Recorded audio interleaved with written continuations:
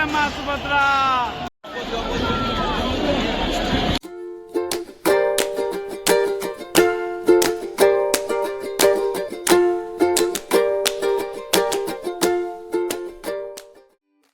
Hi guys, welcome to our channel.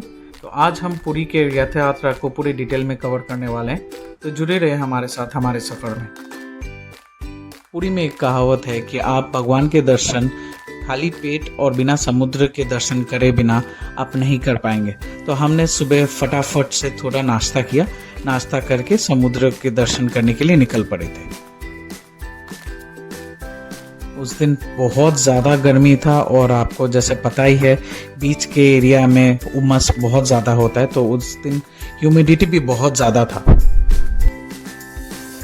इतना ज़्यादा गर्मी के बावजूद भी वहाँ पे बहुत ज़्यादा लोग थे और बहुत ज़्यादा मज़े भी कर रहे थे। तो हम भी पीछे क्यों रहे, हमने भी बहुत ज़्यादा मज़ा किया वहाँ पे। तो समुद्र में थोड़ी देर नहाने के बाद हम होटल में चले गए थे। होटल जाके वहाँ पे नहा धो के फ्रेश होके हम मंदिर की ओर रवाना हो गए थे।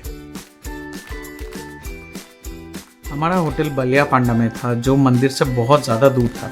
तो हमने एक ऑटो रिजर्व किया जो हमें पीछे के एक रास्ते से लेके जाके हमें मंदिर के आसपास छोड़ देंगे। ऑटो से उतरने के बाद हम भगवान के दर्शन के लिए पैदल ही रवाना हो गए थे, और ऐसा हमने क्यों किया था वो आपको बाद में समझ आएगा। जब हम वहाँ के गलियारों से गुजर रहे थे तो हमें उड़िया कल्चर के बहुत सारे छोटी छोटी चीज़ें हमें देखने को मिली। यहाँ के आर्ट और कल्चर बहुत सुंदर तरीके से पोर्ट्रेट किया गया था। और पैदल चलते चलते हम फाइनली भगवान के मंदिर आ ही गए थे। हमें बहुत अच्छा लग रहा था वहाँ पे पहुँचने के बाद। वैसे तो जगन्नाथ जी के मंदिर के 4 द्वार होते हैं, बट ये मुख्य द्वार है। उधर आने के बाद हमें पता चला कि हम यहाँ से रथ को खींचने के लिए नहीं जा सकते, तो हमें घूम के पीछे से जाना पड़ेगा। मंदिर जाने के लिए जितने भी शॉर्टकट्स थे सारे को बंद कर दिया था और एकदम लॉन्ग रूट लेके हमें पीछे से जाना पड़ा। पैदल चलते चलते बहुत सारा रास्ता हमने कवर किया और करने के बाद हम फाइनली रथ को खींचने के लिए मेन रोड में पहुंच गए थे। यहाँ पे जितना भीड़ था उतना मैंने अपने पूरे लाइफ में भी नहीं देखा था एक ही जगह पे। यहाँ पे जगह जगह पे फायर ब्रिगेड से लोगों को पानी का छिड़काव किया जा रहा था ताकि टेम्परेचर थोड़ा कम हो। वहाँ पे इतना ज़्यादा क्राउड था कि किसी का भी तबीयत खराब हो सकता था। एम्बुलेंस के टू एंड फ्रो मूवमेंट के लिए आरएसएस के स्वयंसेवक और एबीपीपी के वॉलंटियर्स ने बहुत ज़्यादा मेहनत किया था। वहाँ पे इतना ज़्यादा क्राउड था कि सांस लेना भी बहुत मुश्किल हो जा रहा था। रथ के 100 मीटर के दायरे में इतना ज़्यादा क्राउड था कि हम आगे ही नहीं जा पाए। फिर हम पीछे आके लगभग 700 मीटर की दूरी पे हम खड़े थे एक सिक्योर्ड लोकेशन पे। हम जहाँ पे खड़े हुए थे वहाँ पे भी इतना ज़्यादा क्राउड था कि हम अच्छे से खड़े भी नहीं हो पा रहे थे। वहाँ पे इतना ज़्यादा भीड़ था कि उस भीड़ को टैकल करते करते मेरा सारा एनर्जी लॉस हो गया था। और वहाँ पे इतना ज़्यादा धूप और उमस था कि मेरा तबीयत बिगड़ने लगा। हम दोनों को इतना ज़्यादा भूख लग रहा था कि हमें और कुछ सूझ ही नहीं रहा था।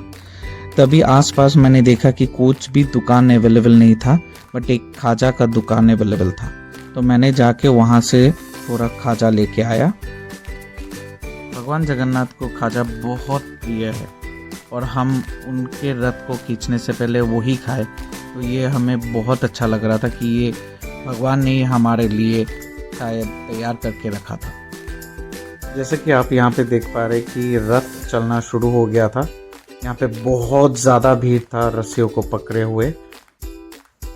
इतना भीड़ के अंदर जाने का मैंने बहुत कोशिश किया था, बट मैं किसी भी हाल में रस्सी को छू नहीं पाया था। यहाँ पे जो 3 रथ होते हैं उनमें से सबसे पहले बलराम जी का रथ आगे निकलते हैं, उसके पीछे पीछे रहते हैं माँ सुभद्रा, और उसके बाद भगवान जगन्नाथ का रथ रहता है। और अभी आप देख पा रहे हैं बलराम जी का रथ धीरे धीरे आगे बढ़ते हुए। और जैसे जैसे रथ आगे बढ़ती गई उसके साथ साथ भीड़ भी आगे बढ़ता गया। इसके साथ साथ बहुत ज़्यादा दिक्कत हो रहा था। जिनको एस्थमा या फिर ब्रीथिंग की प्रॉब्लम है उनको बहुत दिक्कत हो रहा था, जैसे कि आप यहाँ पे देख पा रहे हैं। जिन जिन को सांस की प्रॉब्लम है मैं उनको रिक्वेस्ट करता हूँ कि आप प्लीज़ इन सब से परहेज़ रखें। आप भगवान को मन से बुलाइए, वो आपके बात ज़रूर सुनेंगे। और यहाँ पे आप भगवान के अद्भुत लीला को देख पाएंगे कि इतने इतने लाख लाख श्रद्धालु होने के बावजूद भी एक लकड़ी का रथ को कोई भी खींच नहीं पा रहा है। उनका जब भी मर्जी होगा वो तभी निकलेंगे। कोई कितना भी कोशिश कर ले, कितना भी जोर लगा ले, बट उनके मर्जी के बिना रथ 1 इंच भी नहीं आगे बढ़ता।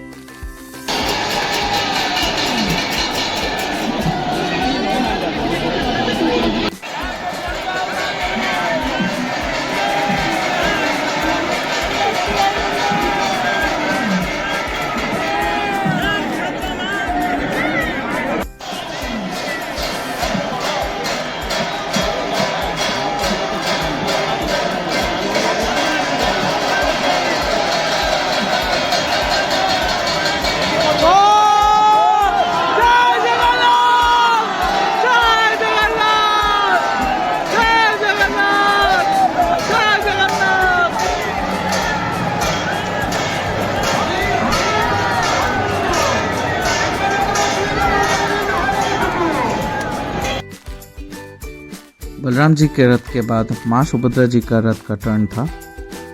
वो एक ही जगह पे बहुत देर तक खड़ी थी और उनका रथ आगे नहीं बढ़ रहा था उनके मर्जी के बिना। फाइनली बहुत कोशिशों के बाद रथ निकल पड़ा।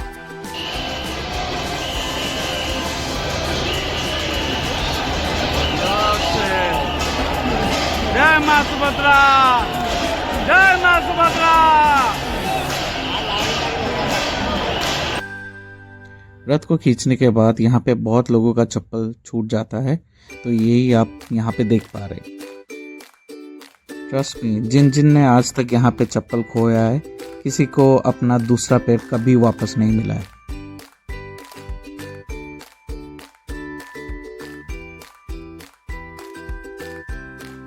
फाइनली इतने सालों के वेट के बाद मुझे मेरे प्रभु के दर्शन हुए।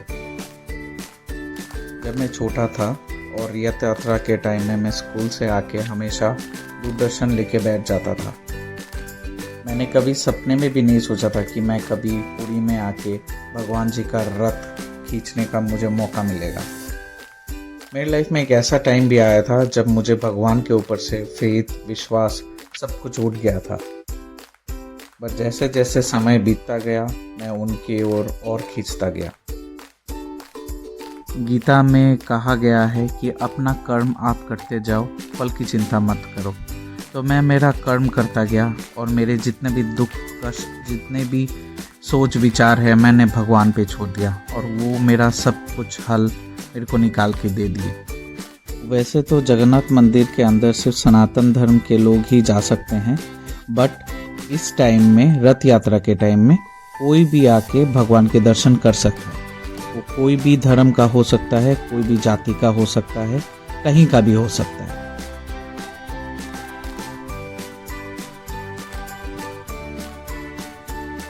और फाइनली जिस दिन का मुझे बरसों से इंतजार था वो फाइनली आ गया था।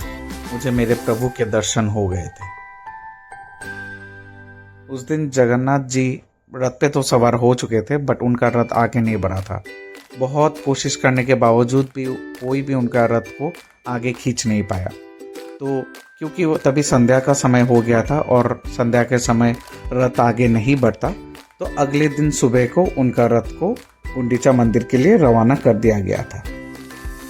रथ यात्रा एक ऐसा हिंदू फेस्टिवल है जो आपको याद दिलाता है कि भगवान अपने भक्तों से कितना प्यार करते हैं और उनसे मिलने के लिए भगवान खुद बाहर निकल के आते हैं, भेंट करते हैं। फाइनली रथ को खींचने के बाद हम बहुत ज़्यादा एग्जॉस्ट हो गए थे और बहुत ज़्यादा प्यास लगा था हमें। हमने बहुत कोशिश किया कि एक पानी का बोतल मिले या फिर कोई भी दुकान हमें दिख जाए जहाँ पे हमें पानी का बोतल मिले, बट हमें कुछ भी नज़र नहीं आ रहा था। फाइनली एक पुलिसमैन ने हमें एक पानी का बोतल ऑफ़र किया। मैंने उनमें पैसे देने की भी रिक्वेस्ट की बट उन्होंने मना कर दिया। लौटते वक्त हमारा पैर का हालत बहुत ख़राब हो गया था, बहुत ज़्यादा स्टैम्पिंग हुआ था, बहुत ज़्यादा छिल गया था हमारा पैर बहुत नीचे से, हम नीचे भी नहीं रख पा रहे थे पैर। और इसी के साथ हम हमारा पूरी व्लॉग यहीं ख़त्म करते हैं। Thank you so much viewers हमारा साथ देने के लिए। आप हमारे साथ ऐसे ही जुड़े रहें और हमें ऐसे ही सपोर्ट करते रहें।